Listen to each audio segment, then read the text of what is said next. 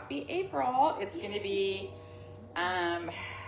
very strong, like March. Not as crazy as March. It's just kind of continuing, bless you, that momentum, let's put it that way, that we have.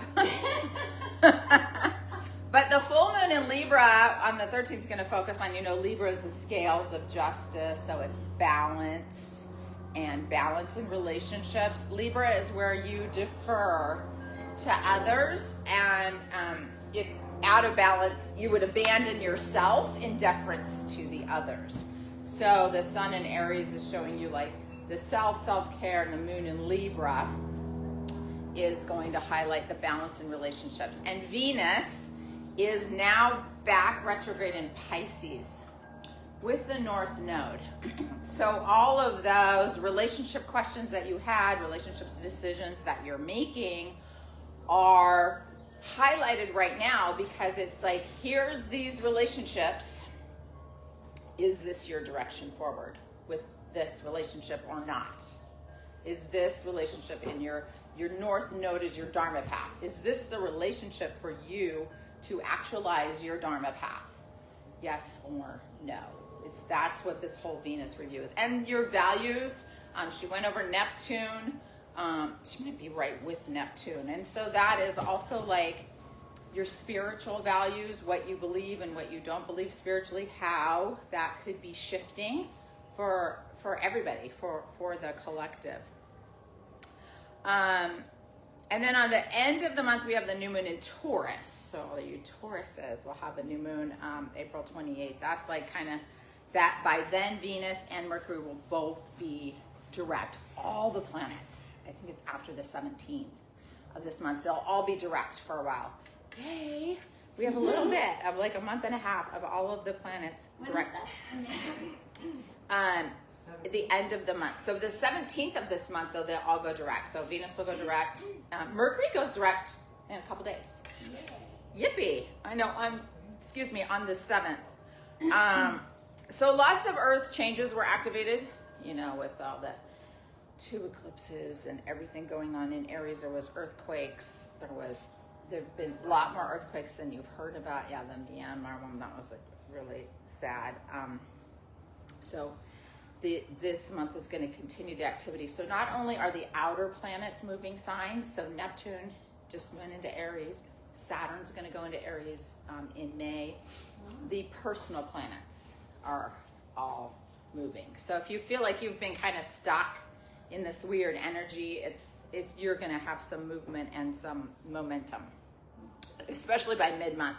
Mars will get out of Cancer. So Mars in Cancer, remember, it hates to be there. It's the warrior. It's like kind of the warrior of the home. It's like protecting your home, your family, your land. That's Mars in Cancer, because Cancer is about the home. So if you feel like you've been attacked, your family's been attacked, your livelihood is getting attacked, anything like that, that's Mars in Cancer. So it's going to go into Leo, where it loves Leo. It's going to put on its fancy fighting gear, be the spiritual warrior. Get ready to go to that spiritual battle. So remember, this is like the years of the spiritual warrior coming up. There's also this crazy alignment today, super cool. If I could say this, I'm not so good with Hawaiian words, but the sun is conjunct the trans-Neptunian sednoid planet called Lilikuhonua.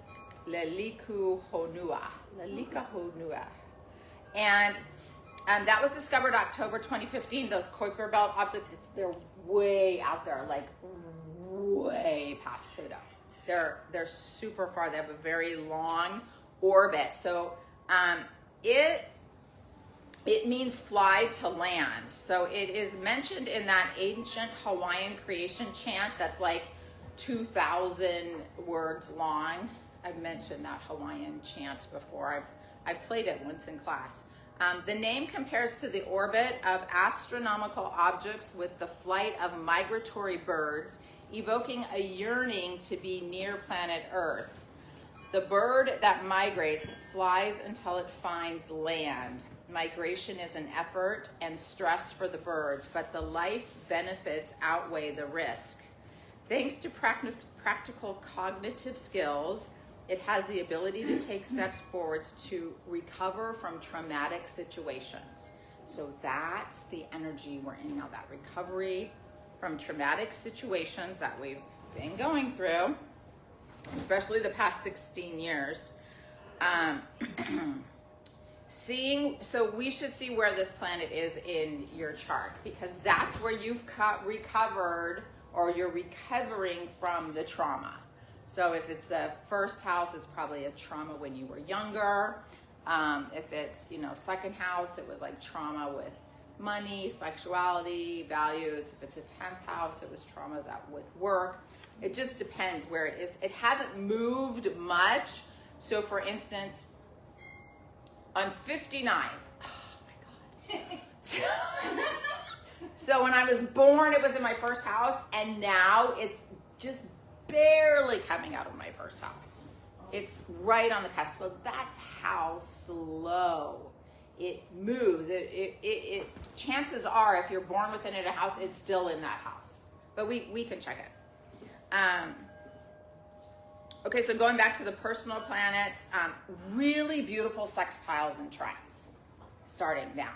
So it's like good astrology. Yay! So Saturn and Mars are sextile Uranus, and these are like sudden epiphanies, awarenesses open up, like higher consciousness, like, oh, why didn't I see that before? It's like right there, and you could put some structure around it. You could be getting downloads. You could be having the dreams.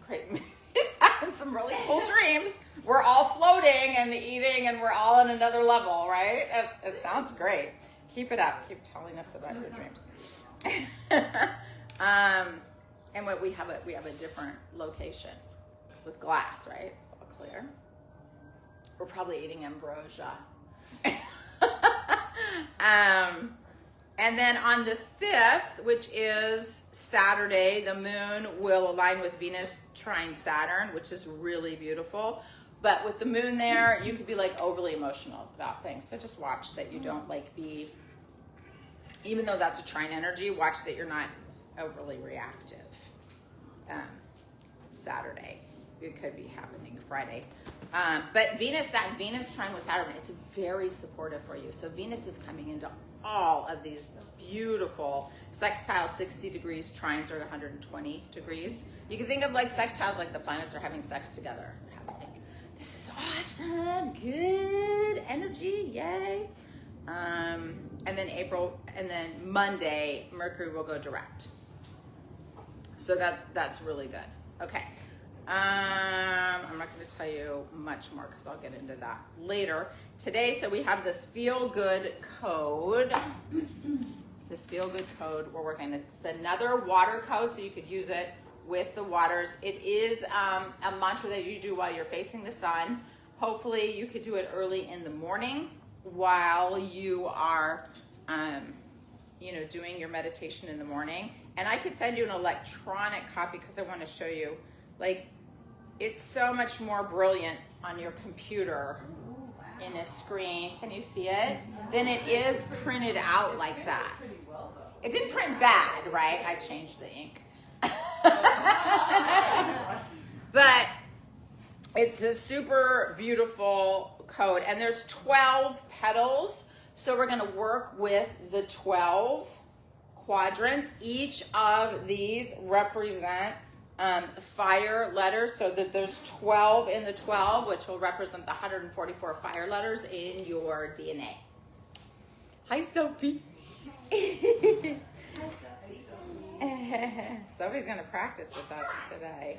Do you just have to be facing the sun, or You can just be facing the sun, but what you want is we're going to do pineal induction of it, right? And then you're going to be facing, it's easier when you kind of peek at the sun if it's rising or setting. And then when it's straight up, it's really hard to be, it's not good for you either, I don't think, to look straight at it. I do it all the time, though. Getting the light codes. So in the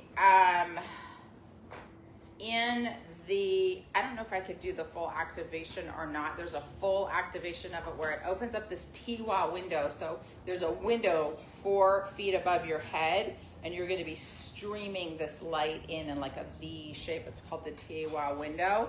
We're working with the spirit body, which is also called the Age body or the Jade body. The luminary, it's a luminary vehicle. The Rasha body, which you've heard me talk about, is your dark matter body. We're working with that. It's the template between the spirit body and your light body. You know, like most of the universe is made up of dark matter. So we have a dark matter body. And then the light body, which is the finite eternal creation that is you, which is the Merkaba starfire spin. I love my new Merkaba. Thank you, Dina. So fun. Sophie's like, is this fragile? I'm like, yes. It's a little fragile. It could break. And working with the crystal body, the etheric body, which is a little bit out from you, like less than 3 inches out from you, and then the plasma body. Okay. And then we're gonna do like a Kriya from here that is to get you into the flow. So this is a creation code. So I just have something really cool. Like you have to get something, like it takes 400 times to change a thought process. But if you're in joy and fun and singing and dancing, it only takes 10 times for it to change. that neuron firing. So it's really important that when you are wanting to manifest your desires, that you're in the place of like fun, joy, appreciation, gratitude, the higher frequencies, because you can't really manifest if you're sad, right? And it's hard to go from sad to bliss immediately. So you got to take the little baby steps of something that makes you feel better, whatever that is. Getting in the sun, eating a piece of chocolate, playing some good music, whatever is going to like get you moving this way on the scale versus back into. So moving your body. So we're going to work with amplifying your desires and creating these like plasma light clouds, like the firewater clouds around you with this. So it's really cool. And remember to be very specific with your intentions and your manifestations. So for instance, I said I live in a peaceful, quiet, supportive neighborhood for my lifestyle and yoga practice. That sounds pretty good, right? Right? So I'm talking to Tony last night, and there's like all these trucks over here, and they're going to start building a house down there. And I'm like, wait a minute. I have been every day. I live in a peaceful, quiet, supportive neighborhood for my lifestyle. And he goes, yeah, but this might not be that neighborhood. Exactly. So you have to be so specific. So I would have to say, I live at this address, which is a peaceful, supportive, quiet neighborhood, right? So very specific. Because the universe could be mobilizing, I don't know, that cloud city that Mary dreamed of that we're all practicing in, right? With all the glass, we're eating ambrosia and floating. Right? So you have to be, so think about like some of your greatest desires. Are you specific enough? Okay. You could say, I have a relationship that supports my spiritual growth. Yeah, that person could be bugging the shit out of you to show you your stuff that's supporting your spiritual growth. Right? Okay. It's complicated. It's getting very complicated. Yeah. All right.